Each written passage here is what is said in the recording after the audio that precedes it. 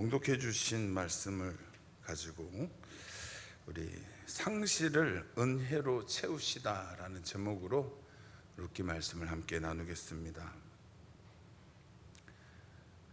룻기는 66권 성경 중에서 짧은 책에 속하죠. 4장밖에 안 되죠. 그런데 이 4장 속에 한 인생이 담기에는 너무 뼈아픈 그런 상실이 있습니다. 그렇지만 그것으로만 끝나지 않죠. 그 큰 상실을 단번에 치유하시는 하나님의 더 크신 위로 또한 룻기 속에 담겨 있습니다.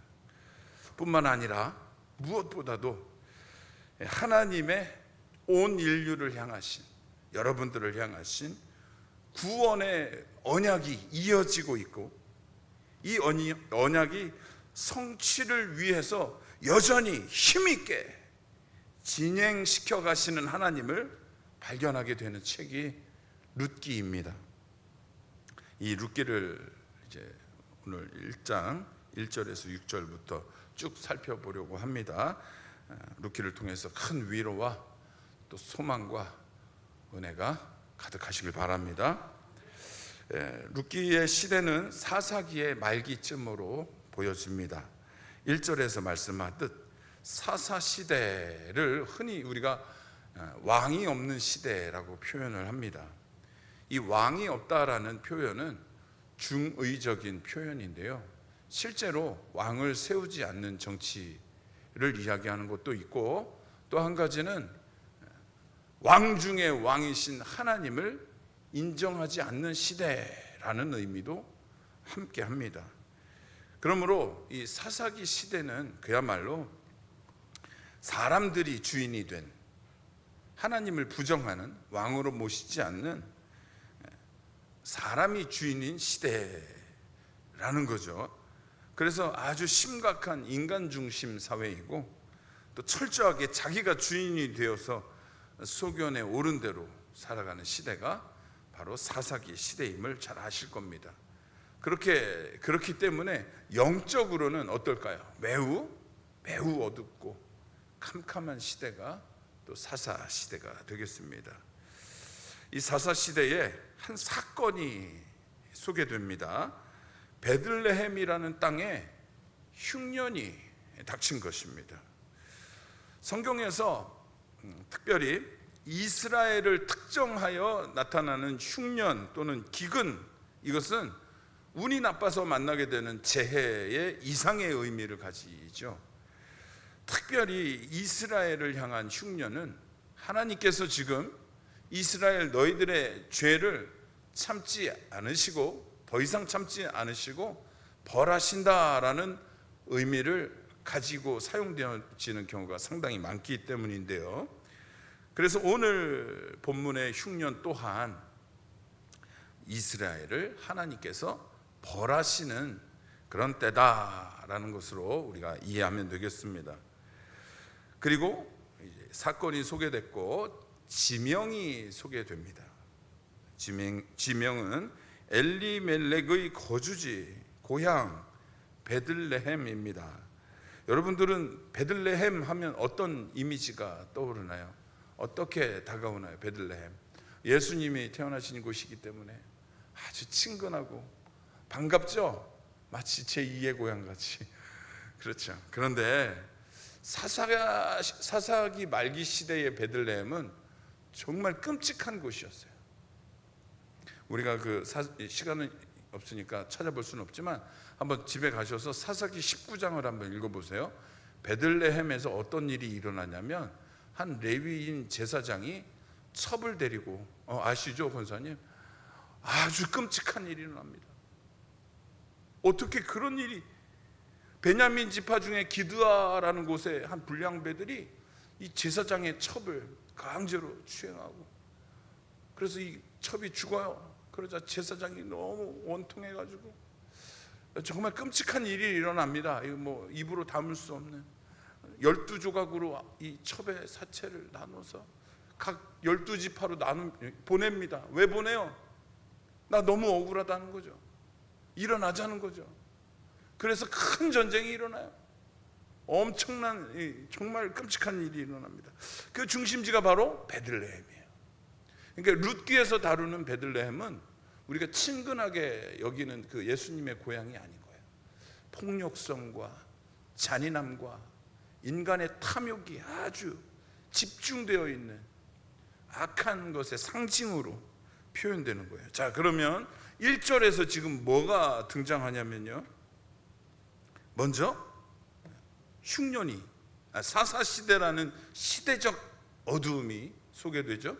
그렇죠? 1절에서 사사들이 치리하던 때, 그 다음 하나님이 벌하시는 흉년이 등장합니다. 그리고 사람의 탐욕과 이 폭력성이 아주 집약된 곳, 어디가 나와요? 베들레헴이 나오는 거죠.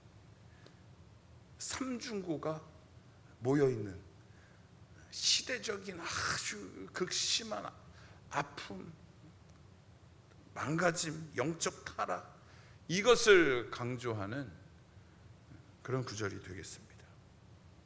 이게 바로 룻기의 시작인 거예요. 1절에 벌써 세 가지의 너무 부정적인 이야기들을 다 담고 있죠. 그렇다면 이 상황을 통해서 무엇을 말씀하시는 거예요? 룻기의 시작은 정말 희망이 없는, 절망적인, 너무 사람의 힘으로 극복할 수 없는 그런 시절에 일어난 이야기다라는 것을 강조하고 있는 거죠. 그런데 이런 절망 속에서 한 가정이 등장합니다. 살아보고자, 흉년 속에서 그래도 한번 살아보고자 발버둥 치는 한 가장, 그의 이름이 엘리멜렉입니다. 엘리멜렉은 아내 나오미와 두 아들 말론과 기럐을 데리고 이방 땅인 모압 지방으로 향하게 되죠. 구약 시대에서 하나님의 언약의 땅을 벗어나서 이방 도시로 간다라는 건 힘든 일이었어요? 쉬운 일이었어요? 목숨을 거는 일이었다고 익히 아시죠? 굳이 설명 안 해도 되겠죠? 정말 힘든 결정이었지만 왜 이 엘리멜렉은 떠나야 했을까요? 왜 떠나야 했을까요? 흉년이었으니까요. 먹고 살 게 없으니까요. 자, 그러면 잠깐 등장인물들의 이름의 뜻을 한번 살펴보겠습니다. 엘리멜렉은 무슨 뜻입니까? 엘리, 나의 하나님, 멜렉, 왕이시다 라는 뜻이에요. 그래서 엘리멜렉은 하나님이 나의 왕이시다. 할렐루야. 아멘. 자, 반대로 그러면 기드온의 아들이 있죠, 아비멜렉. 무슨 뜻일까요? 아비가 뭐예요? 우리말로 아비, 아빠란 뜻이죠. 멜렉은 왕이시다라고 했잖아요. 그러니까 우리 아빠가 왕이다라는 뜻이에요. 기드온이 뭐라고 그랬어요? 온 백성들 앞에서 아주 담대하게 선언했죠. 나는 왕이 될 생각이 없다.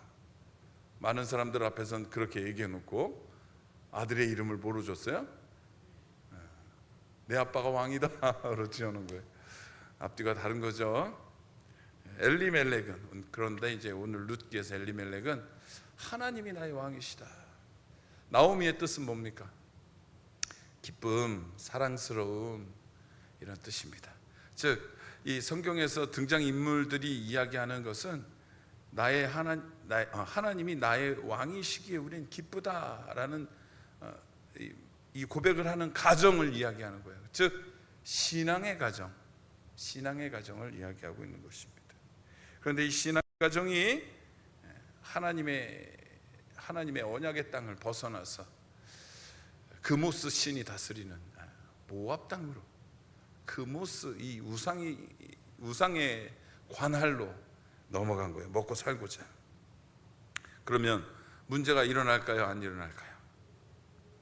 안 일어날 수도 있죠. 안 일어날 수도 있지만 일어납니다. 일어났습니다. 이 가정을 통해서 하나님의 놀라우신 회복과 은혜들이 넘쳐나야 되는데 모압 땅이 복음으로 변화되어지고 그 땅에 하나님의 제단이 세워져야 하는데 아니었어요. 그게 아니었어요. 모압 땅에 가자 가장이 그만 죽고 말았어요. 모르겠어요. 갑자기 돌연사 했는지 시름시름 앓다가 죽었는지는 표현되어 있지 않아서 모르겠지만, 죽어가는 이 엘리멜렉은 정말 괴로웠겠죠. 처와 자식을 놔두고 이 타향에서 내가 먹여 살려야 하는데, 책임져야 하는데 내가 죽어가요. 얼마나 답답하겠어요. 스스로 죽는 게 무서운 게 아니에요. 남겨지는 이들이 얼마나 고생할까, 그게 너무 무서웠겠죠. 예. 하지만 죽었습니다. 누구도 죽음을 피할 수는 없죠. 죽었어요. 그래서 그 큰 상실 앞에서 나오미는 다 접고 돌아가지 않고 그래도 이 아픔을 이겨내고 정착해 보고자 두 아들을 그 지역에 있는 여인들과 결혼을 시켜서 두 아들을 의지하고 살아보려고 마음을 다잡았어요. 그런데 어떻게 되나요? 이들이 모압 땅에 온 지 10년 정도 됐을 때에 이 두 아들도 자손을 얻지 못한 채 객사하고 말았죠. 죽은 거예요. 결국 나오미는 고향을 떠난 지 10년 만에 고향을 잃었고 남편을 잃었고 두 아들을 잃었습니다.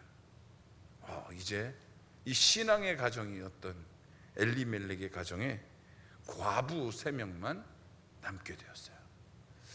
지금이면 뭐 여성들이 경제활동 충분히 할 수 있죠. 3명이서 의지하면 살 수 있지만 당시에는 그렇지 않았어요. 그럴 수가 없었어요. 과부들이 경제활동을 한다? 이건 상상을 할 수 없는 일이었어요. 그래서 모든 걸 다 잃어버린 거예요. 살아보고자 모압 땅으로 왔는데 또 어려움을 겪었지만 그래도 딛고 일어서서 다시 한번 마음을 다잡고 시작했는데 그마저도 아들들이 죽어버렸어요. 후손도 남기지 못한 채 말이죠. 이제 아무 희망도 소망도 없는 거예요. 하지만 룻기의 시작이 이렇게 어두워요. 이렇게 암울합니다. 그래서 완전한 인간의 실패를 지금 이야기하는 거예요. 룻기의 시작은. 그런데 언제나 그렇듯 하나님은 하나님의 자녀들을 이대로 끝나게 두지 않으시는 하나님입니다. 절대로 이렇게 끝나게 하지 않으시는 하나님을 우리가 믿습니다. 이런 도저히 인간의 힘으로 이겨낼 수 없는 상황에서조차 하나님은 그 안에서 소망을 발견하게 하시고 또 보이지 않는 곳에서 힘있게 아주 철저하게 역사하고 일하고 계시는 하나님임을 우리가 믿으시길 바랍니다. 그래서 우리가 이 룻기의 서두를 통해서 붙잡아 볼 것은 첫 번째로는 한번 같이 따라해 보겠습니다. 인생의 흉년 속에서도 하나님은 일하신다. 하나님은 일하신다. 아멘. 아멘. 하나님은 쉬지 않으시는 하나님입니다. 본문이 흉년으로 시작하죠. 베들레헴에 흉년이 왔어요. 베들레헴의 지명의 뜻은 다 아시죠?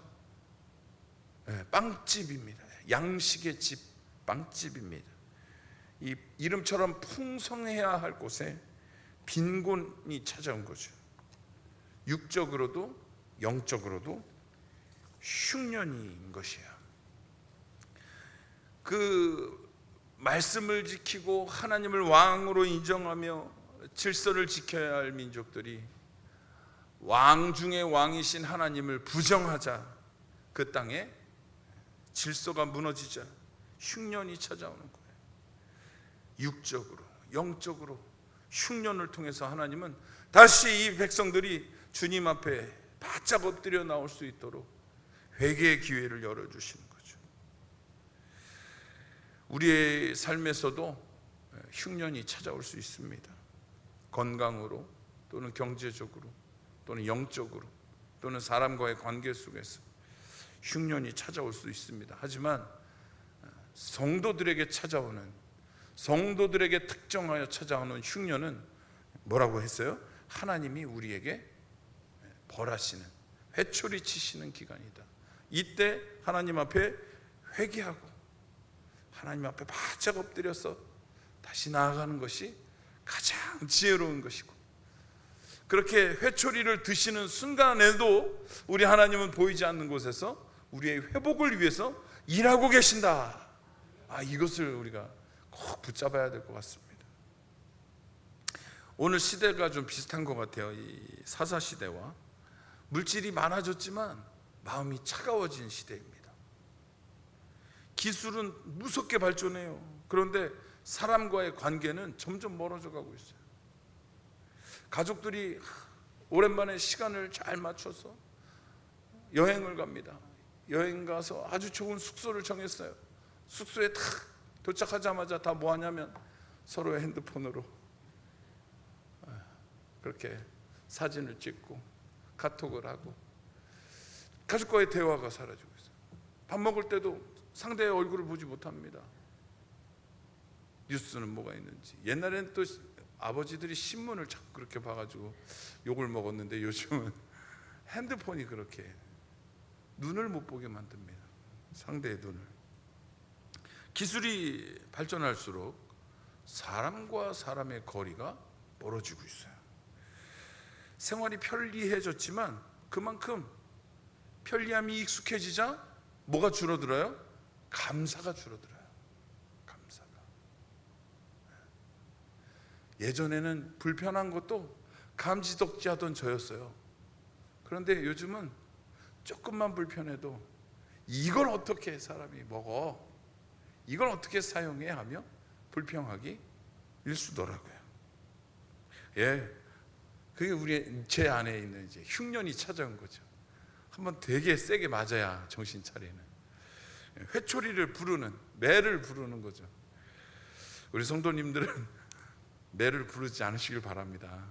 하나님 앞에 항상 겸손하시고 늘 회개하시고 주님이 주시는 풍성한 은혜들만 누리시길 바랍니다. 그런데 어떻게 또 그렇게만 살아갑니까? 그렇게 살다 또 교만이 나를 엄습하고 또 무너지고 또 하나님 앞에 회초리 맞고 또 다시 나아가고 이러는 게 우리 인생이겠죠. 지난 주일 담임 목사님 말씀 중에서 요엘 선지자를 통해 하나님이 그 백성들에게, 모든 것을 잃어버린 백성들에게 이렇게 선포하시죠.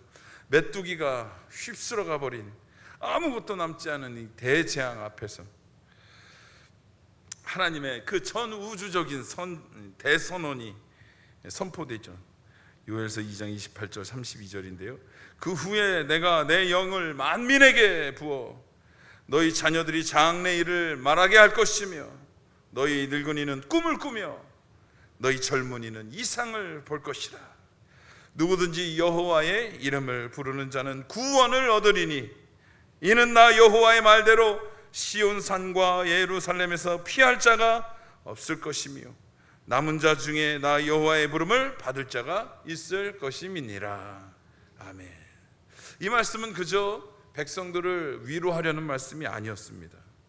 당시에 괴로움을 당하는, 큰 아픔을 당하는, 큰 상실 앞에 있는 성도들을 하나님께서 그 모든 장벽들을 깨뜨리시겠다라는 선전포고였죠. 그리고 이 하나님의 약속은 신약 시대에 와서 오순절마가 다락방 사건을 통해 완전히 성취되는 것을 우리가 보게 됩니다. 주일 담임 목사님의 말씀 중에 하나였습니다. 룻기 또한 그렇습니다. 큰 흉년으로 시작했고 가족의, 남편의, 가장의, 아들의 상실로 이야기가 시작됐죠. 큰 흉년으로 지금 가정의 흉년, 땅의 흉년, 그런 큰 흉년을 통하여 상실 앞에 있는 룻의 가정입니다. 그래서 완전히 실패한 것 같고 완전히 다 잃어버린 것 같지만 우리가 룻기의 마지막을 알죠. 우리는 룻기 4장의 마지막 스토리를 압니다. 어떻게 끝나나요? 흉년으로 시작했던 이 이야기는 풍성한 추수의 이야기로 끝이 납니다. 눈물로 시작했던 이 이야기는 찬성으로 이야기가 마무리 집니다. 남자들의 죽음으로 시작했던 이 이야기가 어떻게 마무리합니까? 거룩한 다윗 왕의 족보와 새로운 생명의 잉태로 이 이야기가 마무리되어지고 있습니다. 혹시 우리 안에, 우리 삶에, 우리 앞에 흉년이 다가오고 있습니까?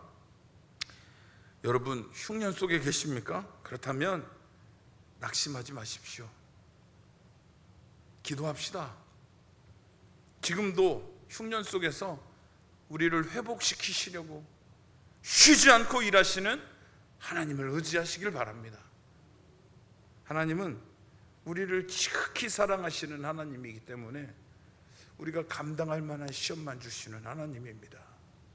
그러므로 여러분들 앞에 있는 시험들, 어려움들, 그것으로 낭망하고 좌절하지 마십시오. 그 뒤에서 더 큰 위로와 더 큰 회복을 준비하고 계시는 하나님을 찬양하십시오. 하나님을 기뻐하십시오. 하나님의 살아계심과 내 이름을 불러주시는 당신이 계시는 것만으로도 그 모든 문제는 더 이상 문제가 아니라고 욥이 고백했습니다.